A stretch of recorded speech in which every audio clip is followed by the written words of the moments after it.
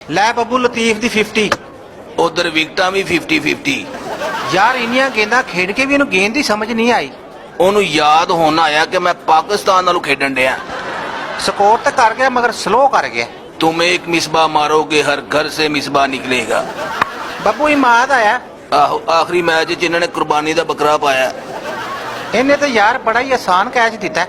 ਹਾਂਜੀ ਬਜ਼ੁਰਗ ਕਹਿੰਦੇ ਸੀ ਨਾ ਕਿ ਮੌਤ ਆਵੇ ਤੇ ਆਸਾਨ ਹੀ ਆਵੇ। ਬੱਬੂ ਕੀ ਲੱਗਦਾ ਮੈਚ ਕਿਹੜੇ ਪਾਸੇ ਜਾ ਰਿਹਾ? ਬੇਟਾ ਮੈਚ ਤੇ ਕਿਤੇ ਨਹੀਂ ਜਾ ਰਿਹਾ, ਬਾਂਦਰ ਸੋਹਰੇ ਜਾ ਰਿਹਾ। ਅੱਜ ਨਹੀਂ ਸਰਫਰਾਜ਼ ਧੋਖਾ ਦਿੰਦਾ। ਜਦ ਕੈਚ ਹੀ ਦੇ ਦਿੱਤਾ ਤੇ ਧੋਖਾ ਦੇਣ ਦੀ ਕੀ ਲੋੜ ਆ। ਉਹ ਇਹਨੇ ਕੀਤਾ ਕੀ ਸੀ? ਇਹ ਆਪਣੇ ਆਲੋਂ ਪੁੱਠਾ ਅੱਠਾ ਮਾਰਨ ਲੱਗਾ ਸੀ।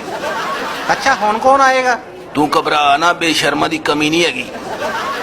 ਬੱਬੂ 5 ਗੇਂਦਾਂ ਤੇ 30 ਸਕੋਰ ਚਾਹੀਦਾ। ਵਹਾਬ ਨੇ 5 ਛਿੱਕੇ ਮਾਰ ਦੇਣੇ। ਕਿਉਂ ਫਿਰ? ਬੇਟਾ ਵਹਾਬ ਕ੍ਰਿਸ ਗੇਲ ਦੀ ਫੁੱਫੀ ਦਾ ਪੁੱਤਰ ਨਹੀਂ। ਤੇ ਬੱਬੂ ਯਾਰ ਬੌਲਰ ਹੀ ਆ, ਕਿਹੜਾ ਬੈਟਸਮੈਨ ਆ? ਤੇ 193 ਸਕੋਰ ਇਹਨਾਂ ਨੂੰ ਹੀ ਪਿਆ, ਹੋਰ ਘਰੋਂ ਲੈ ਕੇ ਆਏ ਸੀ।